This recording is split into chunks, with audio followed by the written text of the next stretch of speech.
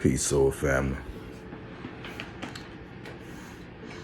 All love to the soul family, to the soul tribe. All love, all love. What up, brother? I love you. Sister, the great wisdom night. I love you, baby, of real life. Family. Let me just straight dive into this. Because do my best work 3 o'clock at night. You should be looking at information that fucking challenge you. I gotta stop cursing. You should start looking at information that challenge you. Right? But challenge yourself. If you ain't looking right now, the information is out there. And the beautiful conversation with my sister we talked about this. Like, the information is out there. If you don't want to know, you just don't want to grow. And the only way you win is really going within, yo. So let me play Seven Beaumont.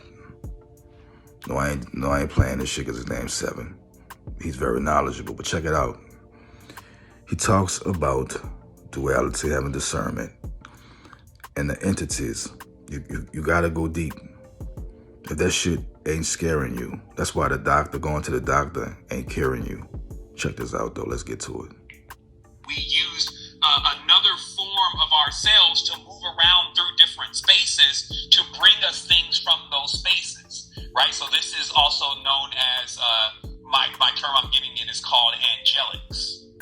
So who lives in the sky, who lives in the sea, and who lives in the astral plane? Because these spaces are all populated respectively, and they're known to our ancestors as being the heavens.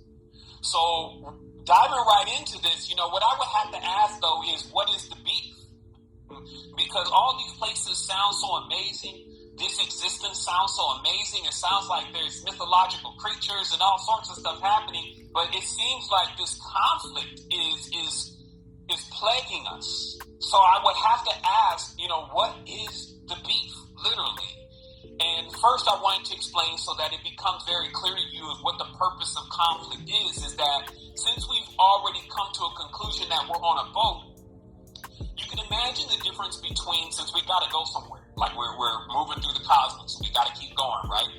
And so you can imagine that, maybe in ancient times, our system of propulsion was riding the galactic winds. So we would open up our sails, and then we would ride through the cosmos using the galactic winds coming from the stars to eventually visit and generally, what's the term I want to use?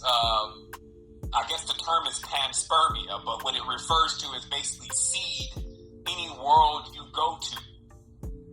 And it's very clear to see that even in the word semen, that is the whole purpose, is to actually go and explore all these different spaces and then create something in that space with the materials that are there. We'll leave it G-rated like that, okay?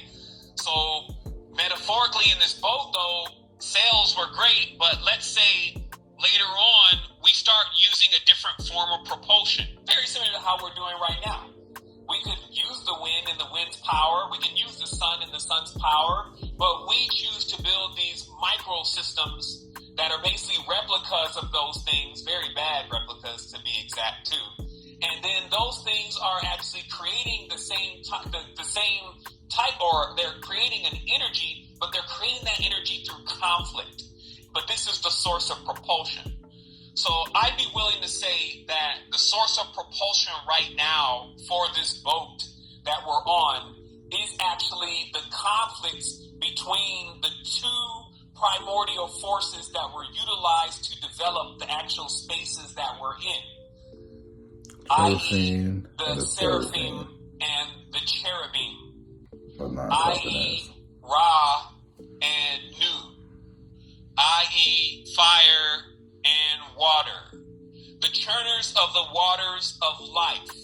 Okay? The churners of the water of life. So it turns out that this story that I'm actually explaining to you in 2021 speak is not new.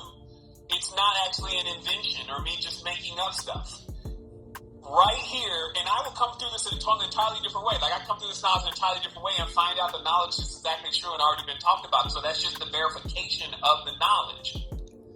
But what the ancient texts say specifically is that to churn the milk, there's a lot of milky-like substances that are used to create life.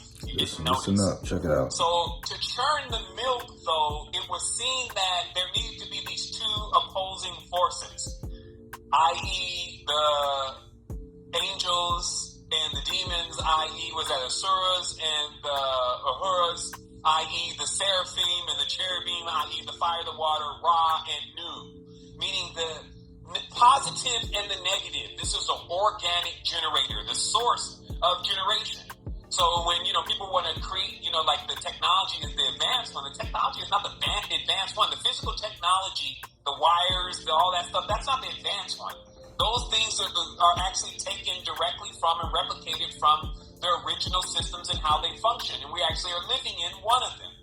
And so this diagram that you're actually seeing here on the screen is pretty much how our body works. And that hole in the middle is actually our spine. And when the left and the right hemispheres of our consciousness begin to turn in their yin-yang, like logical/spiritual flow, then they create life.